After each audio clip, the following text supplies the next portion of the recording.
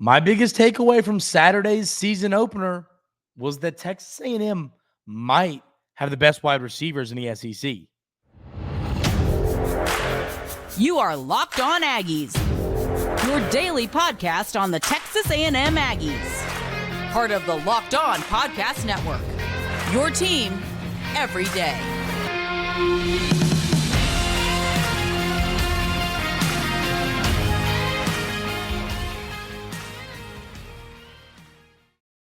Welcome in to Locked On Aggies. I'm your host, Andrew Stefaniak. Thanks for making Locked On Aggies your first listen every single day. This episode is brought to you by FanDuel Sportsbook, official sportsbook of Locked On. Make every moment more right now. New customers can bet $5 and get $200 back in bonus bets guaranteed. Visit FanDuel.com/LockedOn to get started.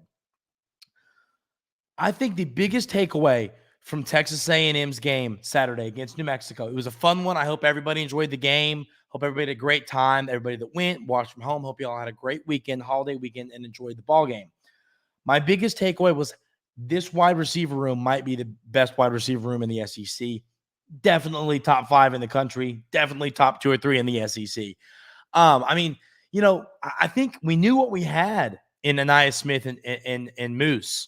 We feel pretty confident in what we had in Evan Stewart, but Noah Thomas, I think it's funny. This is the comparison. At fantasy football, I have a draft coming up in an hour. So, that's where my mind's at right now. It's fantasy football. And, what Noah Thomas reminds me of, the preseason hype. Does anybody remember the Gabe Davis preseason hype last year for the Buffalo Bills?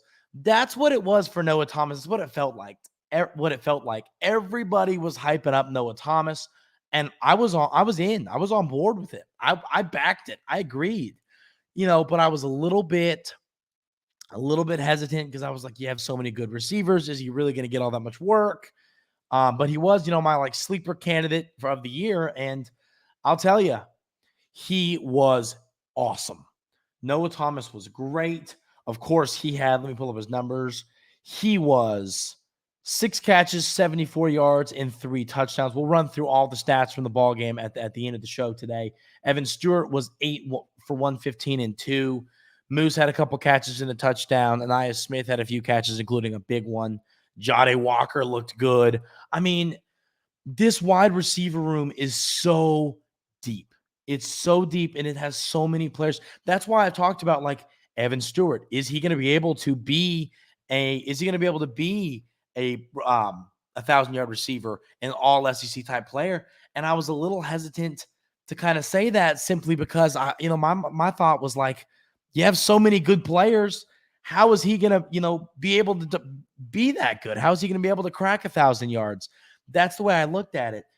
Evan Stewart got the good start he needed to get to 1,000 yards. If you want to be an 1,000-yard receiver, you have to be over 100 in all 3 of the non-conference games against the not-so-great teams.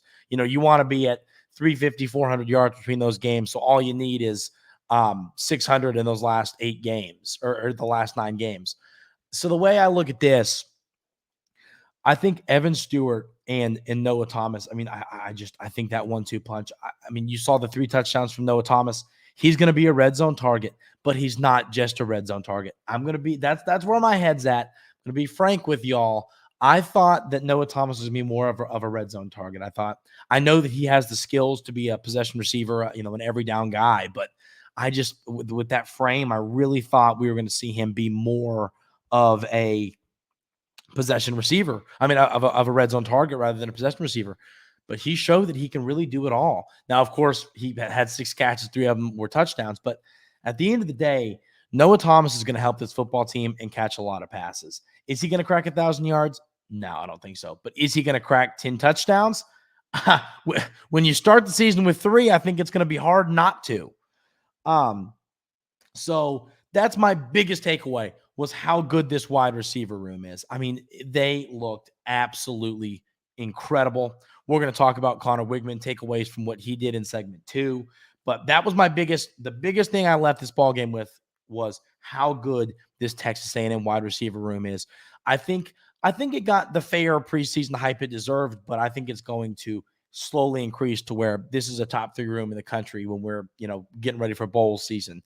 That's how good this room is, and they proved it against New Mexico. Now, Miami is going to be a great chance to prove it against a really good football team, of course. So I'm really interested to see how this wide receiver room does against Miami. I thought Miami looked pretty good against Miami of Ohio. We'll run through that stat line in segment 3 as well, talk about what we saw there, players some stood out there. But that was my number one takeaway, most exciting takeaway. There were some positive takeaways and there were some negative takeaways. That was obviously one of the positive ones. I think on yesterday's bonus episode, I wish I would have. I talked about how elite the offense was. I think I should have said more. The passing game was elite. The run game, I was a little bit underwhelmed with it. I think it's one of those things where, and I think it had to do with blocking more so than the running backs. I think the running backs, they were sparks. They looked good at times. They obviously there's some stuff to work on in the running back room, but I think the offensive line has to block better for these running backs. I think the offensive line, if I had to give it a grade, I would give it a B. Wasn't an A, but it wasn't a C or a D or an F. I think you could argue it was like a C plus. It's beside the point. But that is a good question. Let me know in the comments what grade you would give the offensive line from their performance against New Mexico on Saturday. But I was a little, like I said, underwhelmed with the run game. You have to have it. And for Coach Petrino's offense to work, for this team to flow, for you to have the balance you need to succeed, you have to have a run game. Now, the Aggies still ran for over 100 yards. And, it's not like it was like, it wasn't like they ran for 82 yards and on 21 or 30 carries. Like, it was okay. It could be better. And I wish it would have been better against New Mexico. That is definitely a concern for me because it's like, well, what's it going to look like against a really good football team? Miami, who I thought looked good on Saturday, or did they play on Saturday? I don't remember when they. I don't think. Alabama, LSU. There's a lot in that. There's a lot that concerns me there because it's like, if you can't run the ball that effectively against New Mexico, how can you do it against Miami? Now, I will tell you this. I'm not too concerned about it. You're going to have a little bit of a rotating door at the offensive line right now while starters are still kind of figured out. You're still going to, we're still going to see, we're still going to have to wait and see what things are going to look like for this offensive line. We obviously know with stuff with Fothery and stuff with Foster coming back, and now we got some left guard drama. There's lots going on at the offensive line position. I'm not concerned about it, but I think this week kind of you got the rust off for those guys. Bryce Foster, he hadn't played in forever because of his injury. I think you had to kind of get the rust off, and I think you kind of have to figure out the rotation of this room. Who are your guys? Who are your starters? I think that's kind of what needs to happen. So I'm not going to sit here and say I'm concerned about the offensive line. I'm not. But they do need to get a better push for these running backs because that's what's going to create the balance. I'm a big believer that it doesn't matter how good your passing attack is, how good your aerial attack is, if you don't have the balance of running the football. Teams can sell out. Kind of like if you're a great running team, but you can't pass it all that well, sell out to the run. You can sell out to the pass and, drop some people. So I think you need to see this running attack at least be respectable. I've talked about this a lot during the talking season, during the off season. I said a lot, you're not always going to be great at everything. You're not always going to be, even the best teams in college football have things they struggle with. It's not always going to be easy. You're not always going to have these things where you're perfect in every aspect of a football game. You're not. So if Texas A&M has a top 10 passing attack in college football, but their rushing attack, it's fine. It's just not great. I can live with that. I can't. Obviously, we would love for the entire offense to be great. Wigman and the receivers and the tight ends, everything to be great. We'd love that. But at the end of the day, that's just not how things work. Teams can't be great at everything. They have to have their struggles. So I would like to see the rushing attack be better against Miami. So thanks to y'all who pointed that out. It was a great point, and I said that a little bit on Sunday's bonus episode, but I think, I should have been a little more harsh on the rushing attack. I'm not concerned about it. I'm not going to say I'm concerned about it yet, But I will say it's definitely something I'm going to monitor as the Aggies prepare to head to Florida to take on the Miami Hurricanes. So those were my two big takeaways, but there are a lot more. Connor Wigman was really impressive. I'm going to talk about my thoughts on his performance and how he played coming up right here on Locked On Aggies. But first, I want to tell you about our friends over at Athletic Brewing Company. Athletic Brewing Company has completely changed the non-alcoholic beer game. They make non-alcoholic beers that actually taste good. The brews are great tasting and award-winning and beat out full-strength beers in global competitions.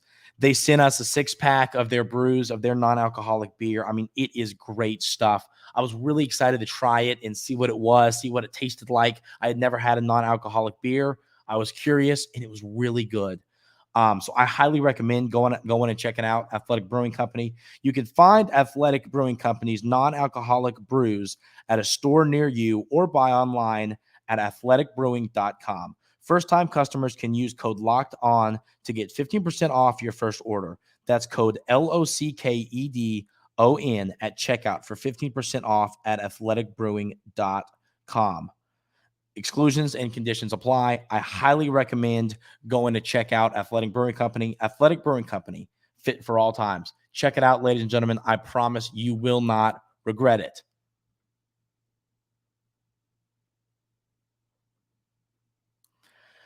Connor Wigman looked really good against New Mexico. I mean, he looked really good. I mean, I talked about how I was the conductor of the Connor Wigman hype train, and I'm happy. I'm happy that I self-proclaimed that title because, wow, he looked good. The stat line, let me read out his stats. Like I said, we'll go through stats, but I mean, the players I'm gonna focus on. Wiggs was 18 for 23 for 236 and 5 touchdowns.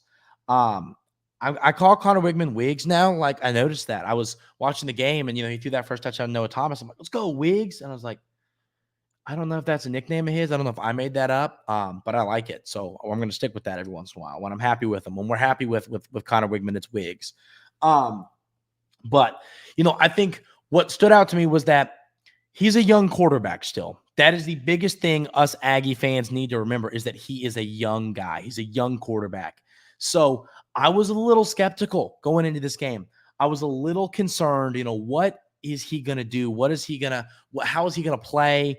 Obviously we saw him in a handful of games last season, had a great game against LSU, real game manager type role, got a big win over the Tigers. But, my head, I was like, I know what he can be, but what will Connor Wigman be in this ball game? And he was above and beyond all of my expectations. The numbers were great completion percentage, 5 touchdowns, used his legs. I mean, there was the one play, it was one of the first offensive plays of the game where, there was nothing there and he just took off, made people miss. I mean, he looked like prime Adrian Peterson out there running the football. And I'm like, that's our quarterback. And he's not even really a dual threat guy.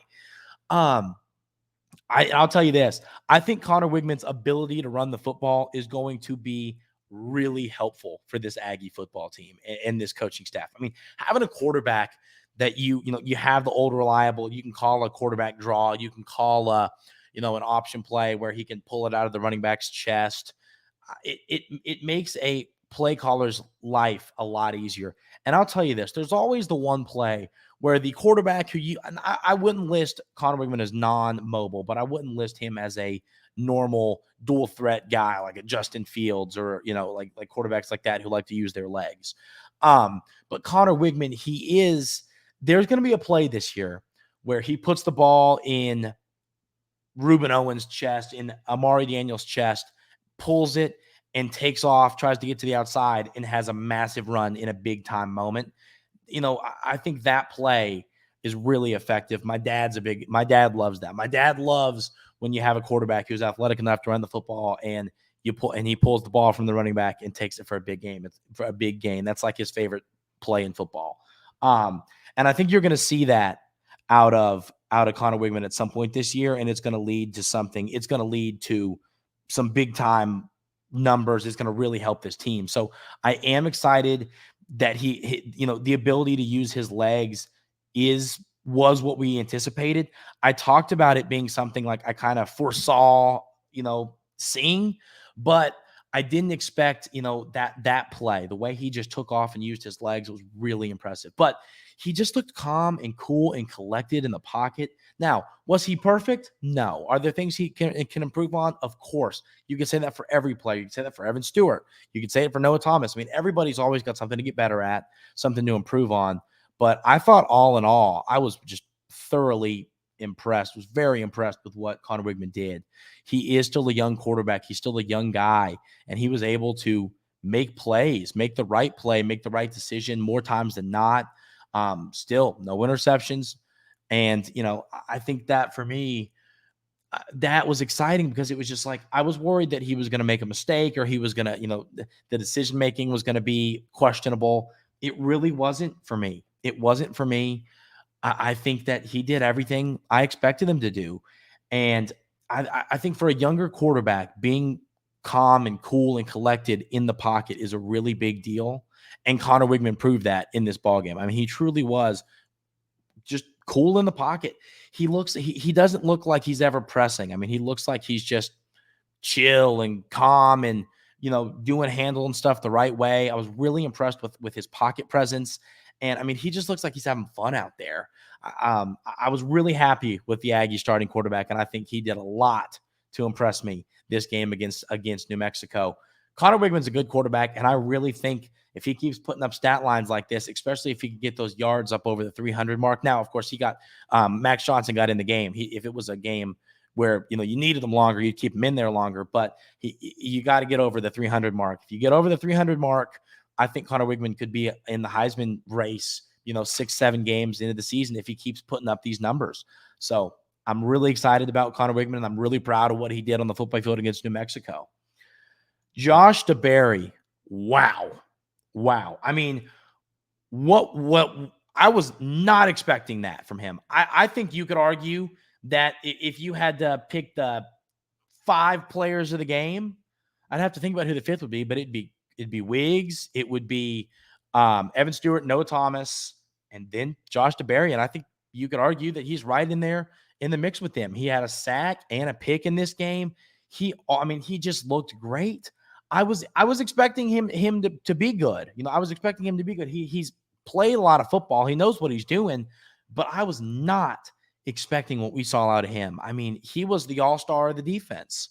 So, that is where the transfer portal, people always talk about, well, Texas A&M lost everybody in the 2022 class. While that isn't true, one thing I can tell you is this: even if you do lose players and you bring in somebody in the portal like a Josh DeBerry, look what he does for you. I mean, what he was able to do in this game was really impressive. I mean, this defense as a whole, there were some things to work on. There were some things to clean up. I thought Texas A&M was better against the run.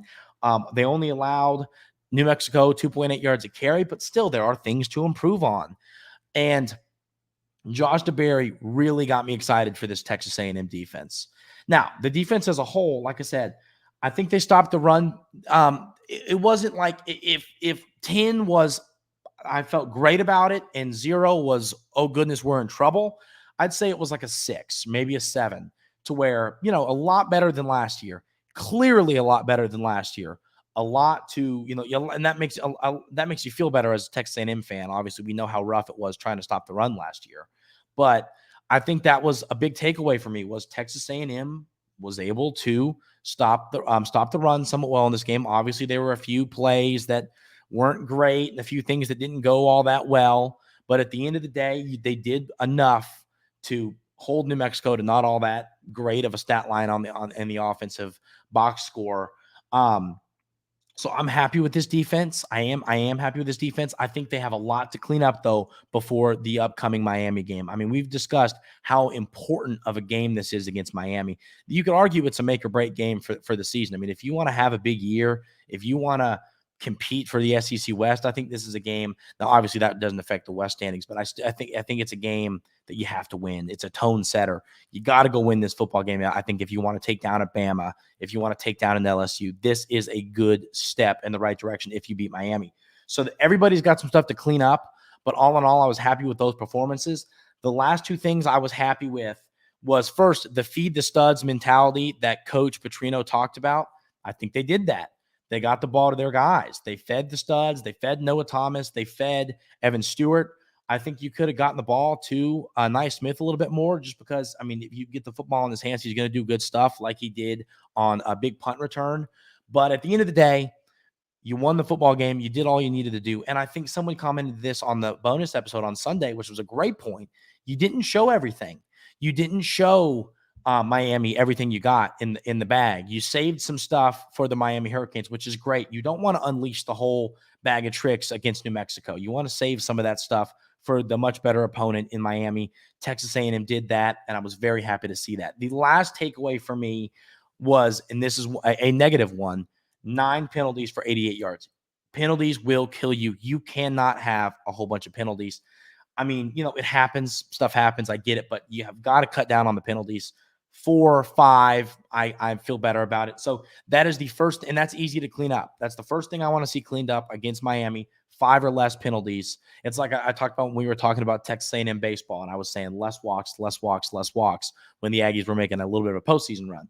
That is what I want to see against Miami. Less penalties. Cut it down from 9 to 5, then cut it down from 5 to 3. Obviously there's going to be penalties. It's a football game, but I want to see that number cut down significantly against Miami this upcoming game. Let's run through the stats for the Aggies and the stats for the Miami Hurricanes and talk about what's important, what matters, and what we need to be ready for in their upcoming game coming up right here on Locked On Aggies.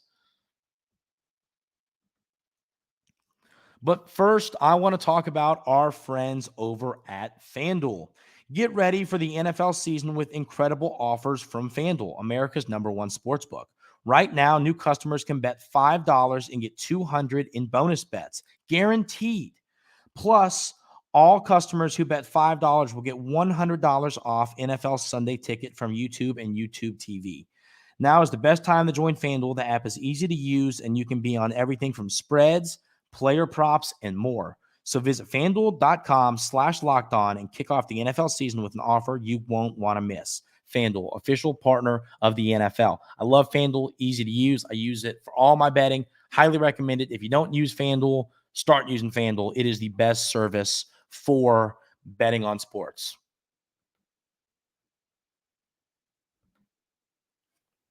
Let's run through some of these statistics.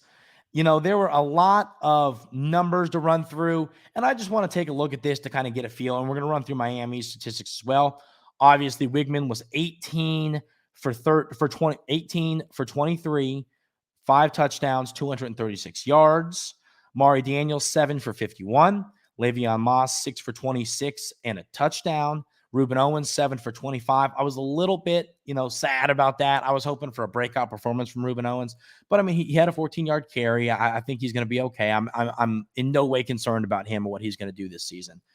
Connor Wigman toted the ball 3 times for 22 yards. David Bailey, the transfer, ran it 4 times for 20 yards. Evan Stewart, 8 for 115 and 2 touchdowns. Noah Thomas, 6 for 74 and 3 touchdowns. Ainias Smith, 3 for 40. Jade Walker, 3 for 31 with a long of 14. Moose had 3 catches for 12 yards and a touchdown. And then Amari Daniels was 1 for 5 on the ground, one reception for 5 yards. So, looking at these stats, the one thing that does stand out, a tight end didn't have a reception. We'll talk about a little bit this week. Is that kind of fallout of the Donovan Green injury? Is that you're just trying not to show what you got with your tight ends before Miami? There's a balance. We'll discuss that more this week.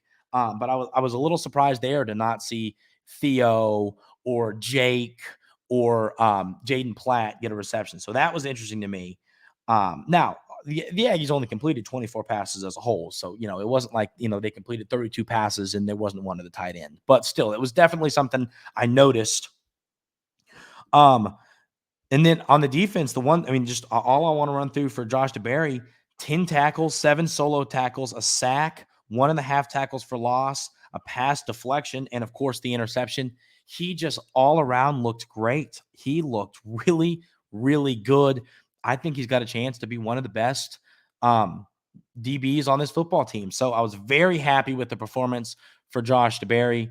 Looked good. Transfer paid off. Transfer portal paying off for your football team. I love to see that for Coach Fisher and this Texas A&M football team.